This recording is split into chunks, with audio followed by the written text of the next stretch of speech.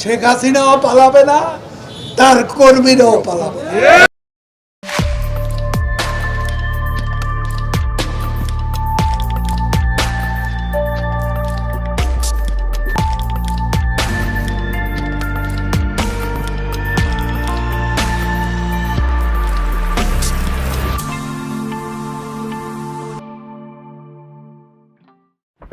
হাসিনা পলাইছে, তার কর্মীরাও পলাইছে, এমনকি কাউয়াও পলাইছে।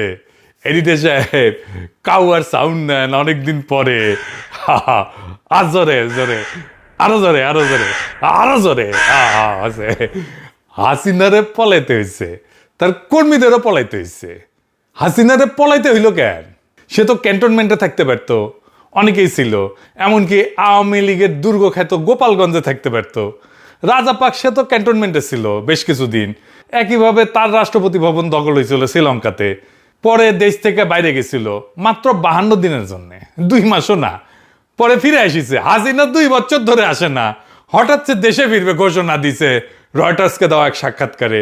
কাটারানি বলছে যে আগামী ডিসেম্বরে দলের নেতা কর্মীদের সঙ্গে নিয়ে সে ফিরে আসবে নাকি, আয় নাকি আদালতে আত্মসমর্পণ করবে। হ্যাঁ, আমাকে ফাঁসির হুকুম দিয়েছে, আমাকে একটা মামলা দিয়ে মিটছে, অনেক শাস্তি দিয়েছে। আমি এটা করি না। আমি বলবো ঠিক আছে, জেলখানা রেডি করেন, ফাঁসির মঞ্চ রেডি করেন, আমি আসছি। তারপর ওর লেসপেন্সার গুলো এক একজন করছে, আমাকেও কইছে নেত্রী আমরা একসাথে যাব, প্লেন ভাড়া করে নিয়ে আসবে নাকি, চার্টার করে। আমরা এখান থেকে লন্ডন থেকেই মানে ইংল্যান্ড থেকেই 10টি চার্টার প্লেন আমরা নিয়ে যেতে চাই। এটা আমাদের নিজস্ব, এটার মানে হলো সবাই কন্ট্রিবিউট করবে। আমাদের যারা নেতাকর্মী প্রত্যেকে তাদের টিকেটের টাকা দিবে এবং আমরা 10টি, তার মানে 220 সিটা, মানে 220 জন একটা প্লেনে যেতে পারবে। আমরা অলরেডি আমাদের এজেন্টদের সাথে কথা বলছি, তারা এটা ওয়ার্কআউট করছে, আমাদেরকে জানাবে এবং এই প্রস্তুতি সম্পন্ন আমরা ইতিমধ্যেই করে ফেলবো। প্রত্যেক জায়গায় আমাদের নেতৃবৃন্দ দায়িত্ব নিচ্ছেন।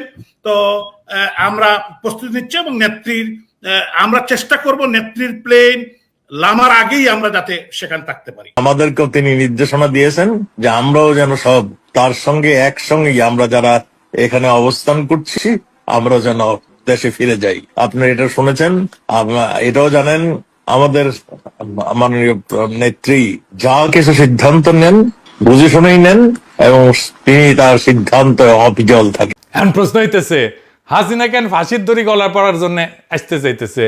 হাসিনা ফিরে আসাটা কি বাস্তবসম্মত? আসলেই কি সে ফিরবে বা চাইলেই কি ফিরতে পারবে? এই বিষয়টা বুঝার আগে ইন্ডিয়া হাসিনারে নিয়ে কি সমস্যায় পড়ছে সেটা একটু বুঝে দেখি। আসেন, আপনি নিজেরে ভারত রাষ্ট্রের জায়গায় বসান। আপনার কাজ হইতেছে ভারত রাষ্ট্রের স্বার্থ দেখা। এইভাবে চিন্তা করেন, আপনি হাসিনারে নিয়ে কি সিদ্ধান্ত নিতেন? তাহলে প্রথমে দেখতে হবে হাসিনা ইন্ডিয়ার কাছে কি কি লাগে। বাংলাদেশের ভবিষ্যৎ নেতা না, পরবর্তী প্রাইম মিনিস্টার আম্মু না, পরবর্তীতে যে দল ক্ষমতায় আসবে তার নেতা না। ইন্ডিয়া তো বেকুব না, তারা জানে হাসিনা তার দল তার 14 গোষ্ঠী জিন্দেগিতে বাংলাদেশে ক্ষমতা আসতে পারবে না। তাহলে হাসিনারে সে পালবে কেন, রাখবে কেন? হাসিনা আশ্রয় নেওয়ার 1 মাসের মধ্যে আলাপ উঠেছিল হাসিনা ইন্ডিয়ার জন্য একটা কূটনৈতিক মাথা ব্যথা হয়ে উঠেছে, দেখেছেন? আবার হাসিনারে যদি না রাখা হয় তাহলে আবার আরেক সমস্যা। ওইখানেই লিখেছে, ইংরেজি যেহেতু লিখেছে তাহলে ঠিকই লিখেছে, তাই না? এটা বাংলা করলে এরকম হয় যে হাসিনারে যদি না রাখে তাইলে দিল্লি ঘনিষ্ঠ আঞ্চলিক নেতাদের কাছে বার্তা যাবে যে ভারত শেষ পর্যন্ত আপনাকে রক্ষা করবে না। তাহলে ভিন্ন দেশে ইন্ডিয়ার লেসপেন্সার সরকার বা রাজনীতিবিদ আছে, তারা তো আর ফ্রি সার্ভিস দেবে না ইন্ডিয়ারে। মানে ইন্ডিয়া হাসিনাকে রাখার একটাই যুক্তি যে তারে আশ্রয় না দিলে দিল্লি দাস যারা আছে তারা ইন্ডিয়ার উপরে ভরসা পাবে না। আবার উল্টা দিকে হাসিনারে রাখলে বাংলাদেশের সাথে তার সম্পর্ক নষ্ট হইতে থাকবে, বাংলাদেশে ইন্ডিয়া বিরোধী হাওয়া আরো বেশি উঠবে। ইন্ডিয়ার বাস্তব স্বার্থ আছে বাংলাদেশে, তার ব্যবসা আছে, ট্রানজিট আছে, ইন্ডিয়ানরা চাকরি করে বাংলাদেশে, বাংলাদেশিরা যায় ইন্ডিয়াতে, শপিং করে, টাকা খরচ করে, চিকিৎসা করে। হাসিনারে দরকার ছিল এইসবের জন্য। হাসিনা চলে গেলেও এইসব তো লাগবেই তার। এই স্বার্থগুলো তো রক্ষিত হবে না। ইন্ডিয়া পড়ছে উভয় সংকটে, মান কিসি পায়। হাসিনাকে রাখাও বিপদ, আবার আওয়ামী লীগকে পুনরায় সক্রিয় করাও সম্ভব না। ইন্ডিয়া মূলত এই 2টা সমস্যার সমাধানের চেষ্টা করতেছে, কিন্তু তার হাতে কার্যত ভালো কোনো অপশনও নাই। এই কারণে নানা ধরনের চাপ হাসিনারে দিতেছে। আসলে তাকে চাপ দেওয়ারই কথা। এই চাপের মধ্যে হয়তো অসহায় হইয়া বেপরোয়া হইয়া শেখ হাসিনা এই সমস্ত আউল ফাউল কথাবার্তা কইতেছে। এই ধরনের কথাবার্তা বলার মধ্যে দিয়ে অবশ্য ইন্ডিয়াও পরীক্ষা করার চেষ্টা করছে যে কতটুকু সে পারে আরেকবার দেখে নেওয়ার জন্য। আমি মনে করি না ইন্ডিয়া যদি সত্যিকার অর্থে সুস্থিরভাবে কৌশলগত দিক বিবেচনা করে একটা পরিকল্পনা সাজায়, তাতে শেখ হাসিনাকে রেখা কিছু করা এবং শেখ হাসিনাকে দিল্লিতে রেখা এইভাবে কথাবার্তা বলতে দিয়াও খুব বড় কিছু অর্জন করা সম্ভব বলে আমি মনে করি না। ইন্ডিয়া শেখ হাসিনাকে অনিবার্য বলে মনে করে না, আসলেই তাই। শেখ হাসিনা ইন্ডিয়ার জন্য অনিবার্য না, অপরিহার্য না। হাসিনাকে অনাবশ্যক করে দেওয়ার চেষ্টা ইন্ডিয়া আগেও করেছে, সক্রিয়ভাবে করছে, ফাইনালি এক্সিকিউট করতে পারে নাই। কংগ্রেস ছিল সেই উদ্যোগ, আজকালকার চ্যানেলরা হয়তো সেই ইতিহাস জানে না। আসেন সেটা দেখি। শেখ হাসিনা যে তাদের কাছে অনিবার্য না, অত্যাবশ্যকীয় না, অপরিহার্য না, এই ভাবনাটা নতুন না।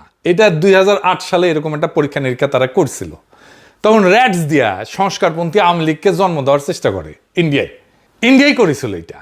র্যাটস মানে জানেন তো, RATS, রাজ্জাক, আমু, তোফায়েল আর সুরঞ্জিত, এই 4 জনের নামের প্রথম অক্ষর দিয়া র্যাটস।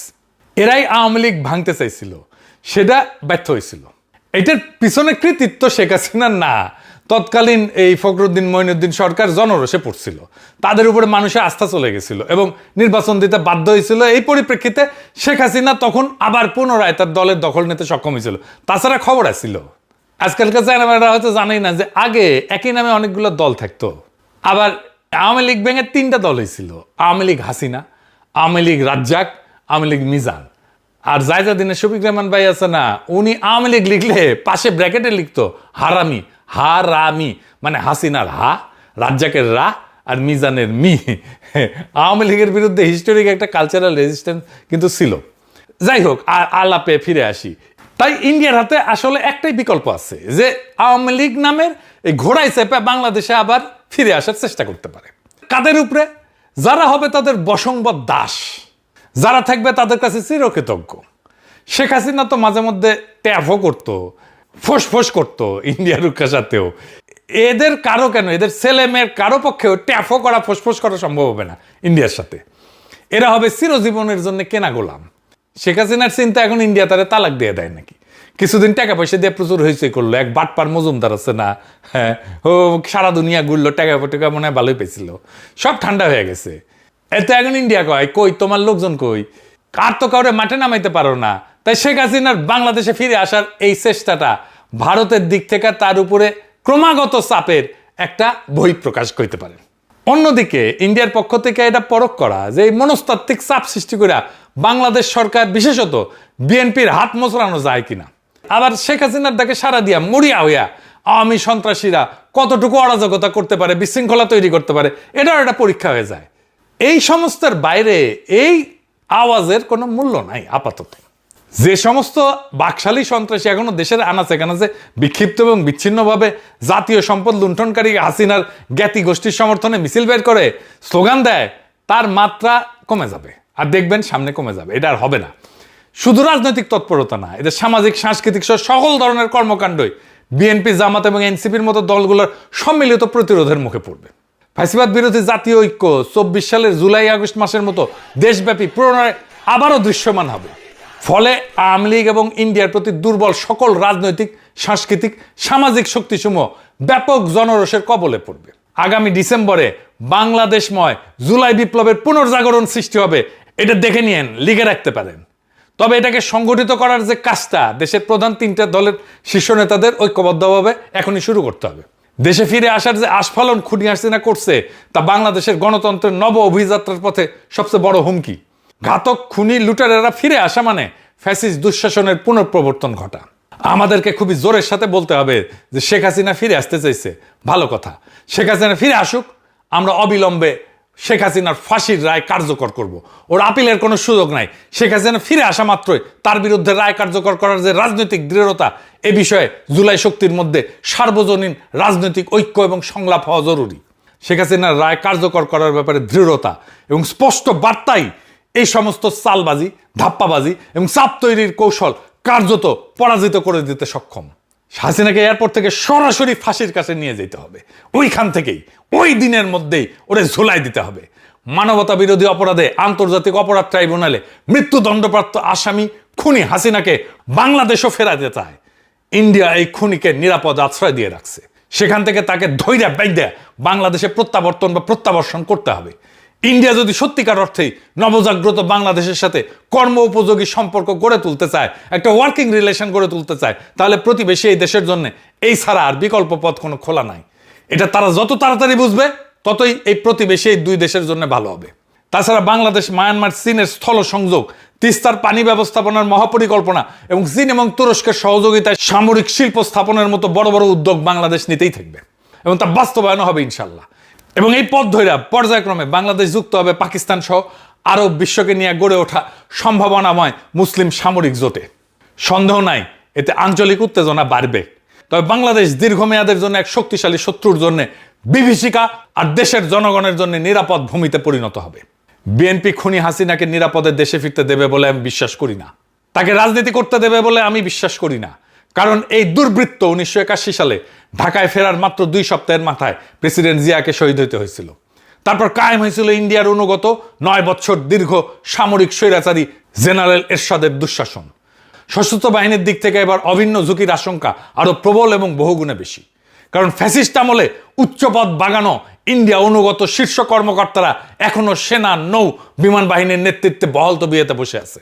আর উপরে তো ওয়াকারুজ্জামান প্রভুপাত্র আছেই। তাছাড়া 91 থেকে 96 এবং 2001 থেকে 2006 মেয়াদে দেশনেত্রী বেগম খালেদা জিয়ার সরকারের শাসনামলে আওয়ামী লীগ এবং তার জোটসঙ্গীরা বিএনপিকে একদিনের জন্য স্বাভাবিক, স্থিতিশীল, শান্তিতে দেশ পরিচালনা করতে দেয়নি। এই সমস্ত অশুভ কার্যক্রম পরিচালনার ক্ষেত্রে বাংলাদেশ বিধ্বংসী এবং গণতন্ত্রের শত্রু এই আওয়ামী লীগ এবং তার সহযোগী দলগুলা সবসময় প্রতিবেশী ইন্ডিয়ার কাছ থেকে সব ধরনের সহযোগিতা পাইছে। এর পরের ইতিহাস বাংলাদেশের জাতীয়তাবাদী শক্তি এবং গণতন্ত্রকামী জনগোষ্ঠীর জন্য ভয়াবহ এবং বর্বরতায় পূর্ণ। দেশবাসী কিভাবে ভুলবে নিষ্ঠুরতা এবং নির্মমতার সেই পাষাণ হৃদয় সীমারের যুগের স্মৃতি? 2009 থেকে 2024 জুলাই বিপ্লব পূর্ববর্তী মুহূর্ত পর্যন্ত 15.5 বছর বাংলাদেশ পতিত এবং পরিণত হয়েছিল হাজারো সন্তানহারা মা, পিতা এবং হারানো বাচ্চাদের কান্নার কারবালায়। শুধু কি তাই, এই মহান নেত্রী বেগম খালেদা জিয়া এবং শহীদ প্রেসিডেন্ট জিয়াউর রহমানের কনিষ্ঠ পুত্র নির্যাতিত আরাফাত রহমান কোকর দুঃসহ জীবন এবং মর্মান্তিক মৃত্যুর পটভূমিকে মুছে ফেলা যাবে? যে যতই দয়াশীল এবং মহানুভব এবং সহিষ্ণু হোক না কেন, ইনশাল্লাহ এই ইতিহাসের উপরেই বাংলাদেশের ভবিষ্যৎ রচিত হবে।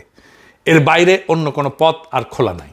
মহান আল্লাহ তাআলা রহমানুর রহিম, পরম ক্ষমাকারী, তিনিও বারবার ইনসাফ অর্থাৎ ন্যায় বিচারের কথা বলছেন। আমরা ন্যায় বিচার চাই। আর শেখ হাসিনা যদি নিশ্চিত হয় এবং সেই ক্ষেত্রে ইন্ডিয়া যদি বুঝে যায় কোন রকমের আলাপ আলোচনা, সমঝোতা, পেছনের দরজা দিয়ে কোনো কিছু ডিল করে আসলে নিশ্চিত হওয়া যাচ্ছে না যে শেখ হাসিনাকে ঝুলতে হবে না, তাহলে শেখ হাসিনার বাপ, 14 গোষ্ঠী এবং ইন্ডিয়া কারো পক্ষে এই ঝুঁকি নেওয়া সম্ভব না যে ওই সে হাসতে হাসতে তার দলবল নিয়ে বাংলাদেশে ঢুকে পড়বে। হাসিনা কেন, হাসিনার সাথে দেশ থেকে পালায় যাওয়াদের মধ্যে থেকে এরকম আসার চেষ্টায়, স্বপ্ন কল্পনায় যারা যুক্ত হবে তাদের সকলের জীবন বিপন্ন হওয়ার আশঙ্কা আছে। উপরন্ত আওয়ামী লীগ এবং তাদের দুঃশাসনের সময়কালে যারা জোটসঙ্গী ছিল, দেশের ভেতরে থাকা এরকম কেউই আর নির্বিঘ্নে জীবনযাপন করতে পারবে না। দেশে গৃহযুদ্ধ শুরু হয়ে যাবে। হাসিনার দলের লোকেরা যত বেশি ট্যাফও করবে, সবগুলোর সানডে মানডে ক্লোজ হয়ে যাবে।